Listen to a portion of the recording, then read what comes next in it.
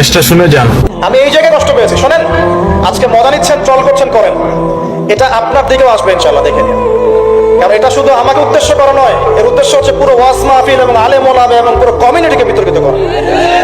আপনার উচিত ছিল নিজের ভাইয়ের পাশে এসে দাঁড়ানো, আপনি উল্টা মজা নিয়েছেন।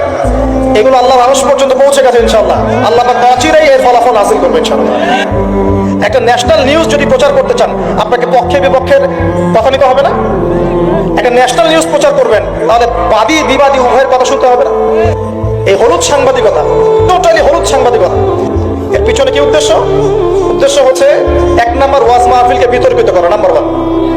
1 নম্বর উদ্দেশ্য ওয়াজ মাহফিলের যে চলমান সিলসিলা বাংলার মাটিতে চলছে, এই চলমান সিলসিলাকে বিতর্কিত করা একটা প্রধান উদ্দেশ্য 1 নম্বর। 2 নম্বর, ওয়াজ মাহফিলের যেসব বক্তাদের মাহফিলে বেশি মানুষ আসে, এই বক্তাদেরকে জাতির সামনে এই বিতর্কিত করে উপস্থাপন করা।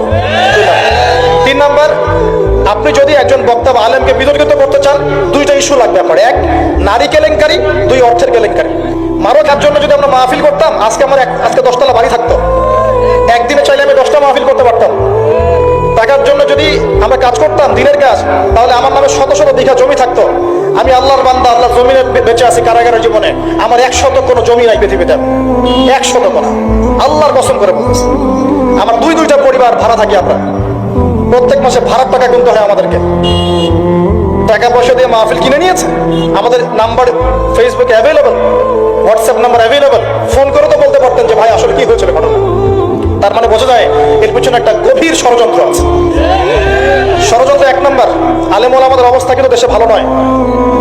ষড়যন্ত্র 1 নম্বর হচ্ছে হকপন্থী আলেম ওলামাদেরকে সমাজ থেকে মাইনাস করে দেওয়া, একটা উদ্দেশ্য 1। 2 নম্বর, ওয়াজ মাহফিলকে বিতর্কিত করা, একটা উদ্দেশ্য। 3 নম্বর, যেসব বক্তাদের ওয়াজ মাহফিলে বেশি মানুষ আসছে, জনগণ শুনছে, আমল করছে, ইসলামের একটা ফ্লো সৃষ্টি হচ্ছে, এই মানুষদেরকে সমাজে বিতর্কিত করে দেওয়া।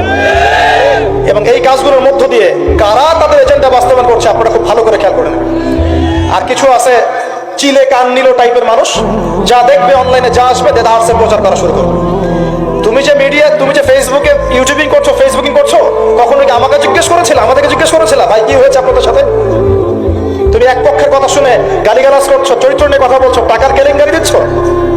তোমাদের জন্য 2টা নসিহত করে শেষ করবো, জাস্ট 2টা। 1, নবী সাল্লাল্লাহু আলাইহি ওয়াসাল্লাম বলেছেন, কাফা বিল মারই কাযিবান ওয়া হুয়া ইয়াকুল কুল্লামা সামিআ। কোন ব্যক্তির মিথ্যাবাদী হওয়ার জন্য এতটুকুই যথেষ্ট যে সে যা শুনবে যাচাই বাছাই না করে তা প্রচার করা শুরু করবে। 1। 2 নম্বর, রাসূল সাল্লাল্লাহু আলাইহি ওয়াসাল্লামকে আল্লাহ পাক বলেছেন, ইয়া আইয়ুহাল্লাযীনা আমানু, হে মুমিনগণ, আপনারা খুব ভালো করে শুনুন। ইন জাআকুম ফাসিকুম বিনাবাইন ফাতাবায়ানু। কোন ফাসিক, পাপাচারী কোন ফাসিক যদি কোনো সংবাদ নিয়ে আসে, সেটা বিশ্বাস করার আগে অবশ্যই যাচাই বাছাই করে নিন।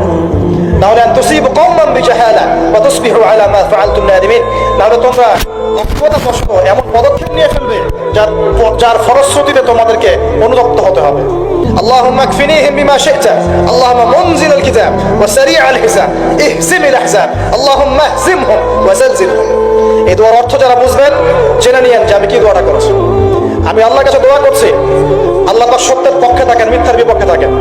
এখানে ইসলামের বদনাম হয়েছে, আলেমের বদনাম হয়েছে, এবং আল্লাহর দ্বীনের দায়ীদের গায়ে আঘাত এসেছে, ইউটিউবারদের আঘাত করা হয়েছে, এবং মিথ্যা প্রপাগান্ডা চালিয়ে চরিত্র হনন করা হয়েছে। আল্লাহর কাছে দোয়া করছে আল্লাহ পাক যেন একাই এই জালেমদের বিরুদ্ধে আমাদের পক্ষে যথেষ্ট হয়ে যান ইনশাআল্লাহ।